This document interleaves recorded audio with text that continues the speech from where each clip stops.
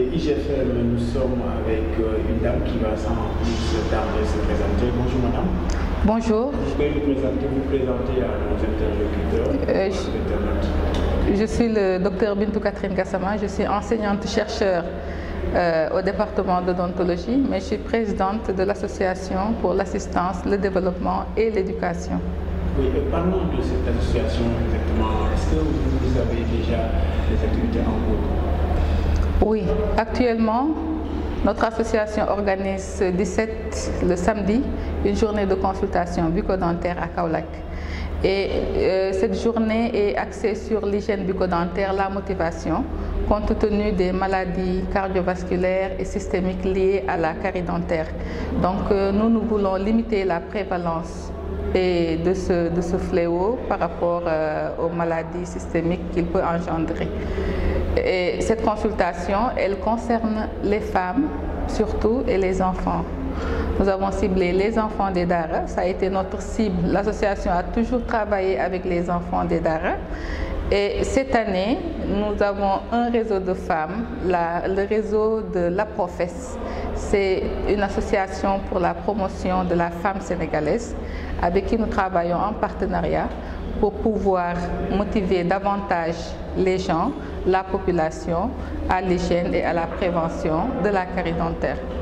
Et quel est votre objectif pour cette manifestation, concernant cette manifestation? Oui, notre objectif, c'est de faire une meilleure prévention à travers une femme, un sotou, parce qu'on sait que de manière traditionnelle, les femmes utilisent le sotou et c'est le meilleur moyen de protéger la dent de la carie dentaire.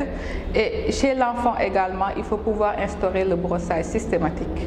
Ce brossage systématique, dans les zones urbaines, elles sont presque formelles. Ça veut dire que les enfants connaissent la brosse à dents, mais en milieu rural, la brosse à dents et l'utilisation de cette brosse à dents n'est pas toujours effective.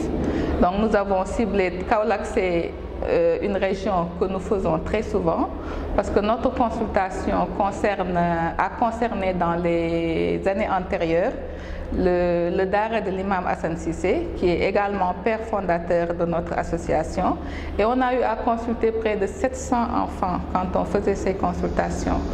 Et ici à Dakar, en 2011, on a eu à faire Guédiawaye, où 500 enfants des Dara ont été consultés. Et de même que même ici à Dakar également, au niveau de TFM, on a eu à faire une consultation en 2012.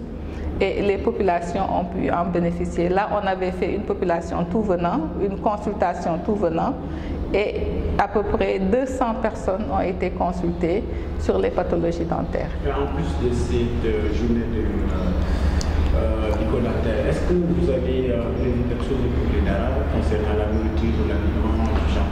Oui. Les Dara, nous, on en fait une cible parce que ces enfants doivent être appuyés, elles doivent être subventionnées, parce que c'est une éducation qui est non formelle et qui mériterait d'être formalisée. Et nous faisons un appui aux Dara que nous allons visiter, surtout le Dara de l'imam Hassan Sissé. Ce sera un don en aliments, un don alimentaire, et également on leur fera un dépistage et une distribution de pâtes et de brosses pour pouvoir les motiver à l'hygiène bucco-dentaire. Avez-vous des partenaires pour vous appuyer concernant les femmes ou à atteindre votre objectif concernant cette journée? Oui, on a eu quelques partenaires quand même. Colgate nous a un peu aidés et pour pouvoir faire bénéficier de pâtes et de brosses. Et également, la BICIS nous a un peu appuyé également pour qu'on puisse faire cette activité. En plus, est-ce que vous avez des partenaires? Je veux dire, est-ce que quand vous parlez des femmes, est-ce qu'il y a le réseau des femmes qui vous ont accompagné dans ça? Oui, c'est le réseau de l'APROFES qui nous accompagne actuellement. C'est le seul réseau qui a pour l'instant sollicité notre appui en termes de consultation.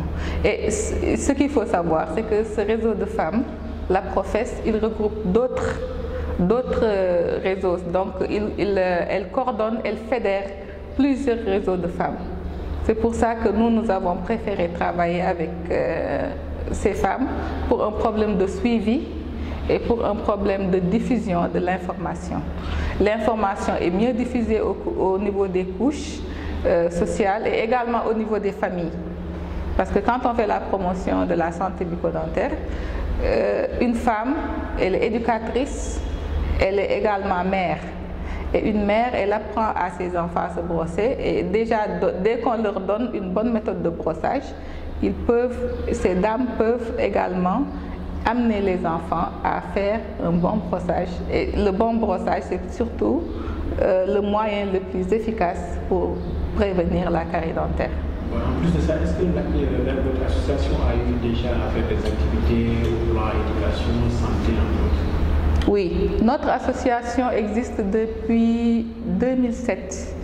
Donc on a eu à faire, d'où le nom assistance, éducation, développement. Nous tendons vers un développement durable. À travers ce développement durable, il faut amener les populations à être autonomes.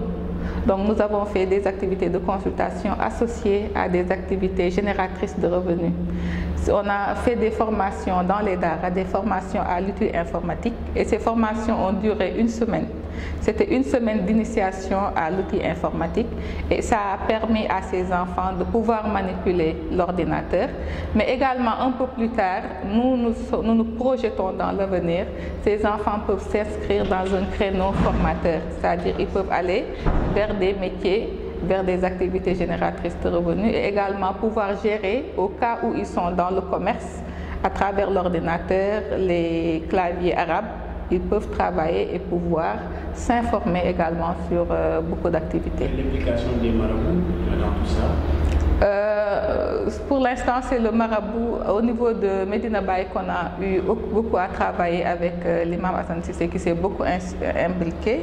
Et actuellement, c'est la famille, Cheikh Maï Sissé, Cheikh Tidiane Sissé, avec qui nous avons eu l'habitude de travailler, qui se sont impliqués parce qu'ils connaissent l'association et ils connaissent également l'engagement vis-à-vis des enfants des daara, mais également vis-à-vis de cette tradition de consultation et de promotion de la santé. Mais il n'est pas exclu d'étendre ça au niveau national, voire même international? Non, non. Nous travaillons, nous pouvons travailler avec tout le monde.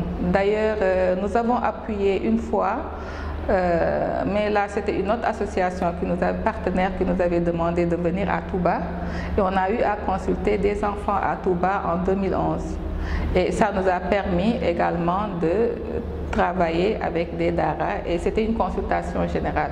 Donc là on n'exclut personne. Nous, notre objectif c'est de pouvoir promouvoir la santé bucco-dentaire mais surtout d'aider les enfants à asseoir une meilleure stabilité sur le plan intellectuel. Parce que vous devez savoir que quand on quitte les daara, l'enfant n'a rien sous la main.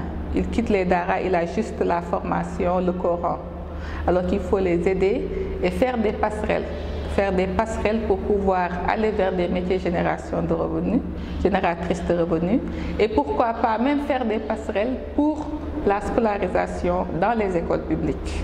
Et ça gagnerait à être mieux validé, mieux réfléchi pour que ces enfants-là aillent dans ce sens. Parce qu'il ne suffit pas d'introduire le français dans les écoles coraniques, mais il faut aller au-delà, c'est-à-dire les laisser faire la formation à l'école coranique, subventionner les daara, appuyer et organiser les daara, parce que maintenant on parle de daara, mais on parle également d'enfants de la rue. Les enfants de la rue, ça n'a rien à voir avec les enfants des daara. Ce sont des enfants qui sont soit exploités, ou bien qui sont dans un système lié à la pauvreté, et ils sont dans la rue. Donc ces enfants, ils ont besoin d'éducation et ça n'a rien à voir avec les enfants qui ont choisi l'éducation formelle, informelle ou faire comme vous pouvez le dire, mais c'est une éducation qui est coranique. Donc il faut les laisser faire cette éducation coranique et maintenant trouver des passerelles pour que ces enfants puissent aller dans l'école publique parce qu'ils ont la mémoire, ils ont la capacité, parce que quelqu'un qui mémorise le Coran à 7 ans ou 10 ans, on peut trouver des passerelles pour que cet enfant aille en classe de 6e, 5e, 4e et peut-être faire le CEPE très rapidement. Donc c'est à l'État de trouver des passerelles. Ce n'est pas une introduction du français qui va régler les choses. Et il faut qu'également l'État puisse investir et aider ses enfants, appuyer, organiser ces écoles coraniques. Et votre association compte combien de membres? Notre association regroupe des médecins, des pharmaciens, donc les membres, ça dépasse une centaine, ça dépasse. Mais les membres qui travaillent sur le terrain, il s'agit d'un groupe de médecins, pharmaciens, chirurgiens, dentistes, également d'un groupe de formateurs en outils informatiques. Les formateurs en outils informatiques, ils sont 7. Les médecins, chirurgiens, dentistes, ils sont une vingtaine. Parfois, il nous arrive d'être aidés par d'autres médecins. Donc les autres, ce sont des membres, c'est-à-dire ceux qui veulent adhérer au nom et à l'engagement lié au statut et à l'action de l'association, et également pour bien faire par rapport à ces daras. Ces gens-là ont adhéré et donc sont des membres, des enseignants, des particuliers qui n'ont pas, qui n'ont rien à voir avec la médecine, mais qui sont là pour appuyer l'association et pour aller dans le sens de nous aider à réaliser nos projets. Ma dernière question, c'est de nous rappeler le slogan pour cette journée. Pour cette journée, nous avons 2 slogans. Une femme, un sochou. Un enfant, c'est-à-dire un apprenant, une brosse à dents. L'apprenant, c'est l'enfant qui est à l'école, c'est l'enfant qui est dans les daras. Et la femme, de manière traditionnelle, elle utilise le sochou. Le sochou, elle est esthétique. Donc quand on fait un sochou, de manière esthétique, on utilise le sochou, mais également on procède à l'hygiène des dents. Et quelqu'un qui sait utiliser un sochou, probablement, il pourra aider son enfant à utiliser sa brosse à dents. Et donc, nous comptons beaucoup sur ce slogan pour aider les gens à asseoir une bonne hygiène et prévenir la carie dentaire. Merci, madame. Merci, je vous remercie moi aussi.